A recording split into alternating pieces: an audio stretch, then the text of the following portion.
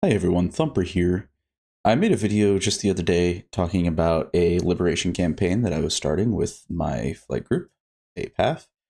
And the scenario that we were running ended up being just like too heavy, too much going on. And if you want any idea of how unoptimized the game of DCS is, I mean, like it's a 12 core, computer that's running the server and it still couldn't handle it. So that's how unoptimized we're talking. So woe is us, but we had to start a new one.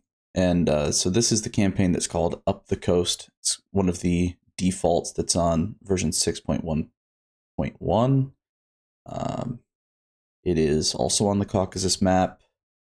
It's this one right here. And I had to play around with this a lot. I did end up just using this preset start date just because this has kind of some calm weather. If you have like really heavy winds on your server, I've discovered that a lot of times the AI just like can't quite figure out what's going on, and they'll have trouble even landing. So that's what we're doing. And in this scenario, it's this custom faction for our squadron versus a custom antagonist faction that I made, which is just basically all the red 4 assets for the most part. And what I did basically is I had a lot of the weaker red aircraft able to spawn up here up front versus a lot of the better ones able to spawn back here towards Anapa. So like MiG-21s can spawn here at Gudada and MiG-23s at Sochi, all ranging back to like, Su-27s can spawn here and MiG-29s can spawn here, and then JF-17s can spawn back here. There's also some other aircraft scattered throughout, but talking about a strategic overview, we are flying out of Sanaki. If you are someone who's never flown out of Sanaki, just keep in mind it's a bit of a shorter runway, so it is something that you have to keep in mind. It's still very, very landable, but so the F-16s like to have a long runway, and you do kind of got to put the nose down and start braking quickly in this case. But we have our front line already in SA2 coverage, so our first turn is going to center around taking out this SA2 site at Oyster. Whoever is doing the seed mission is going to be focusing on that.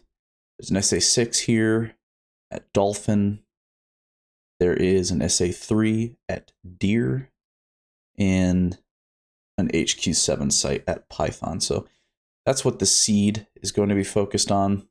Now, the other thing that makes this a little bit more difficult is that here, right off of Sakumi, there is a couple of SA-15s which do self-protect.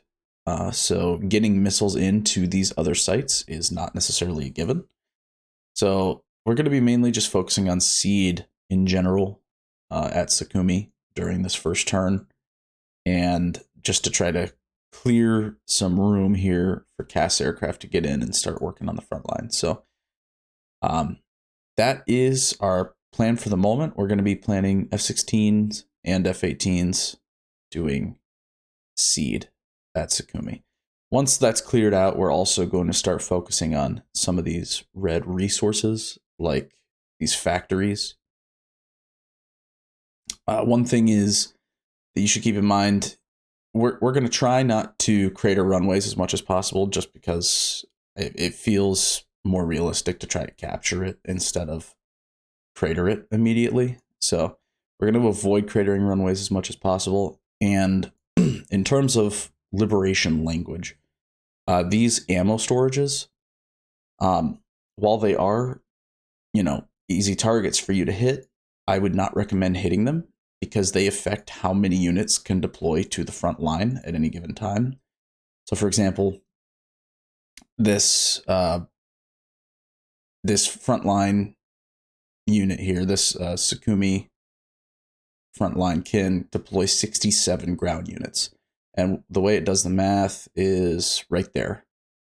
So it does 15 and then 12 per connected ammo depot. So since there's 3, it can deploy 67. And if I find that if you destroy these ammo depots, it means that you can, once we capture this, we'll only be able to deploy 15 units to the front line. Which, doesn't really help us in the long run. So I would recommend not destroying those. Anything else, sure, like fuel, railways. Unfortunately, there's no picture here, but you get what I mean. So that's what we'll be doing. First turn is seed, clearing this out. Second turn, we'll probably focus on hitting some of these high value targets and taking away some of the income for our enemy. Hope you enjoyed this strategic overview, and I will see you on the next one.